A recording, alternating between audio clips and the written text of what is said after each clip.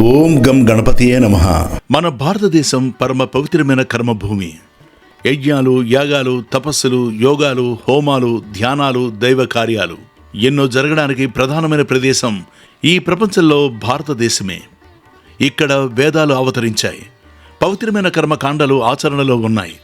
మహాత్ములైన మహర్షులు ఈ భారత భూమిని తమ అడుగుజాడలతో పరమ పవిత్రం చేశారు. సదా గోపికా మండలే రాజమానం లసనృత్య బంధాది లీలా నిదానం. ప్రజల పాపాల్ని పోగొట్టగలిగే గంగ, యమున, గౌతమి, కృష్ణ, కావేరి మొదలగు మహానదులున్నాయి. నైమిసారణ్యం, వింధ్యారణ్యం మొదలైన పావనమైన అరణ్యాలు ఉన్నాయి. ఆస్తికులైన పుణ్యాత్ములు ఉన్నారు. ఒకానొక సమయంలో మహర్షులంతా కలిసి మనకు ప్రశాంతంగా తపస్సు చేసుకోవడానికి, యజ్ఞ యాగాదులు నిర్వర్తించుకోవడానికి అనుకూలమైన ఒక పవిత్ర ప్రదేశం కావాలి. అటువంటి ప్రదేశం చూపించమని మనం శ్రీ మహావిష్ణుదేవుణ్ణి ప్రార్థించాలి అని నిర్ణయించుకుని వైకుంఠానికి వెళ్ళారు. అక్కడ శేషసాయి అయిన శ్రీ లక్ష్మీనారాయణుణ్ణి అనేక విధాలుగా స్తుతించారు. అప్పుడు నారాయణుడు, మహర్షులారా, మీరందరూ వచ్చిన పని ఏమిటి అని అడిగాడు. మహర్షులంతా ఆయనకు తమ కోరికను వెల్లడించారు. ఆయన వారిని చూసి ప్రసన్నుడై, మహర్షులారా, మీ కోరిక లోక కళ్యాణకారకమైంది. తప్పక నెరవేరుస్తాను. నా చేతిలోని చక్రాన్ని భూమి మీదకు వదులుతాను. అది ఎక్కడ పడుతుందో అక్కడికి 10 యోజనాల చుట్టుపక్కల ఉన్న భూమి, ఆ ప్రదేశమంతా పుణ్యభూమి అవుతుంది. అది మీ తపస్సులకు, యజ్ఞ యాగాది పవిత్ర కార్యాలకు అనుకూలమైన చోటు అవుతుంది అంటూ తన చేతి చక్రాన్ని భూమి మీదకు వదిలాడు. అది వచ్చి ఇప్పుడు మనం మధ్యప్రదేశ్ రాష్ట్రం అనుకుంటున్న చోట పడింది. నేమీలంటే చక్రపంచు. ఆ చక్రపంచు పడి తిరిగిన ప్రదేశమంతా నైమిసారణ్యం అని ప్రసిద్ధి పొందింది. మహర్షులంతా నారాయణుడికి నమస్కరించి వచ్చి ఆ నైమిసారణ్యంలో నివాసం ఏర్పరచుకుని తర్వాత అనుష్ఠానాలు కొనసాగించుకుంటున్నారు. వారు చేసే యజ్ఞ యాగాలు చూడ్డానికి దేశంలో ఉన్న మహర్షులంతా వచ్చేవారు. ఒకసారి సౌనకాది మహర్షులంతా లోక కళ్యాణ కోసం 12 సంవత్సరాల పాటు దీర్ఘ సత్రయాగం చేస్తున్నారు. ఆ సమయంలో వ్యాస మహర్షి శిష్యుడైన రోమ మహర్షిని కుమారుడు సూత మహర్షి అక్కడికొచ్చాడు. వ్యోమహర్షుడు వ్యాస మహర్షి శిష్యుడు. వ్యాసుడు తాను రచించిన పురాణాలన్నిటినీ ఈయనకు చెప్పాడు.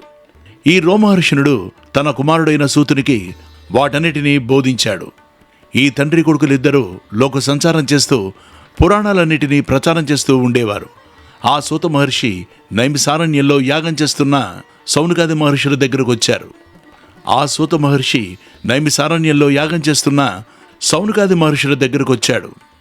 సౌనకాది మునులంతా ఆయనకు అతిథి మర్యాదలు చేసి ఆయనతో ఇలా అన్నారు: ఓ సూత మహర్షి, వ్యాసుడికి ప్రియశిష్యుడైన మీ తండ్రి పురాణ కథలని వినేవారి శరీరాలు ఆనందంతో పులకించేటట్లుగా చెప్పేవారు. అందుకే ఆయన రోమహర్షణుడని సార్థక నామం సంపాదించుకున్నాడు. ఇప్పుడు మీరు కూడా మళ్ళీ ఆ తండ్రి అంత పురాణాది విషయాలలో పాండిత్యం సంపాదించి తండ్రికి తగ్గ తనయుడు అనిపించుకున్నారు. మేము యాగం చేస్తున్న సమయంలో మీరు ఇక్కడికి రావడం మాకెంతో సంతోషంగా ఉంది. విరామ సమయాలలో పుణ్యకథలు చెప్పి మాకు సంతోషాన్ని కలిగిస్తూ ఉండండి అని ప్రార్థించారు. సూతుడు వారందరికీ నమస్కరించి, మీ ఆదరాభిమానాలకు నేనెంతో కృతజ్ఞుడను. పురాణాలు కూడా వేద సమ్మితమైనవే కనుక ఈ యాగం జరిగే సమయంలో పురాణ శ్రవణం కూడా పుణ్యకార్యమే అవుతుంది. వ్యాస మునీంద్రుల అనుగ్రహం వలను, మా తండ్రి గారి ఆశీస్సుల వలను నాకు తెలిసిన విషయాలను మీకు చెప్పి మీ ఆశీర్వాదాలు పొందడానికి ప్రయత్నిస్తాను. ఇప్పుడు మీ సెలవేమిటి అని ప్రశ్నించాడు. మునులంతా, మహర్షి, ఇదివరలో వైశాఖ మాస, కార్తీక మాస విశేషాలను, ఆ వ్రతానుష్ఠానం వల్ల కలిగే మహాఫలితాలను మాకు వినిపించి సంతోషం కలిగించారు. ఇప్పుడు మాకు మాఘమాస విశిష్టతను, దానికి సంబంధించిన నియమాలను ఆచరించినందువల్ల కలిగే ఫలితాలను మాకు వివరించండి అని అడిగారు. సూత మహర్షి ఒకసారి గురువులకు నమస్కరించి, మునులారా, మీరడిగిన ప్రశ్న లోకానికి క్షేమాన్ని కలిగిస్తుంది. మీలాగా యజ్ఞయాగాలు చేయరనే ఆసక్తులు సులభంగా తరించడానికి ఈ మాఘమాస వ్రతం ఎంతో అందుబాటులో ఉంటుంది. మఘ నక్షత్రం పూర్ణిమ నాడు వచ్చే మాసాన్ని మాఘమాసం అంటారు. శ్రీహరి, శంకరుడు మొదలైన దేవతలకు మాత్రమే కాక పితరులకు కూడా చాలా ప్రీతిని కలిగించే మాసం ఇది. మఘ నక్షత్రం పితృదేవతలకు ప్రీతికరమైంది. పితృదేవతలు మొదలు విష్ణు మహేశ్వరాది దేవతలందరికీ ప్రీతిపాత్రమైంది. ఈ మాసంలో పితృరూపి జనార్దన అని శ్రీ మహావిష్ణువు పితృదేవతల రూపంలో ఉంటాడు గనక శ్రీ మహావిష్ణు ప్రీతి కోసం ఈ మాఘమాస వ్రతం చెయ్యాలి. శాంతాకారం భుజగశయనం పద్మనాభం సురేశం విశ్వాకారం గగనసదృశం మేఘవర్ణం శుభాంగం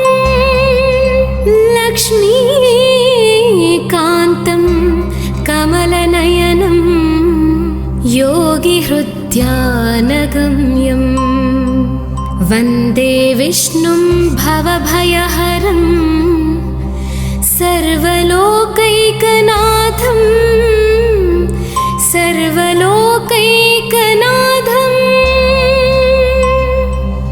पूर्वतो मां हरिः पातु पश्चाश्चक्रे च दक्षिणे कृष्ण उत्तरतः पातु श्रीशो विष्णुश्च सर्वतः ऊर्ध्वमानन्दकृत् पातु अधस्ताच्छारङ्गभृत्सदा पादौ पातु सरोजाङ्घ्रि जङ्घे पातु जनार्दना जानुनी मे जगन्नाथः ऊरो पातु त्रिविक्रमः गुह्यं पातु हृषीकेश पृष्ठं पातु ममाव्ययः पातु नाभिं ममानन्तः कुक्षिं राक्षसमर्दनः दामोदरो मे हृदयं वक्षः पातु नृकेसरी करौ मे कालियारातिः भुजौ भक्तार्तिभञ्जनः कण्ठं कालाम्बुदश्यामः स्कन्धौ मे कंसमर्दनः नारायणो व्यान्नासां मे कर्णौ केशिप्रभञ्जनः कपोले पातु वैकुण्ठो जिह्वां पातु दयानिधिः हास्यं दशास्य हन्ताव्यात् नेत्रे मे हरिलोचनः भ्रुवौ मे पातु भूमीशो ललाटं मे सदाच्युतः मुखं मे पातु गोविन्दः शिरो गरुडवाहनः मां शेषसायि सर्वेभ्यो व्याधिभ्यो भक्तवत्सलः पिशाचाग्निज्वरेभ्यो मामापद्भ्यो वतु वामनः सर्वेभ्यो दुरितेभ्यश्च पातु मां पुरुषोत्तमः इदं श्रीविष्णुकवचं सर्वमङ्गलदायकं सर्वरोगप्रशमनं सर्वशत्रुविनाशनं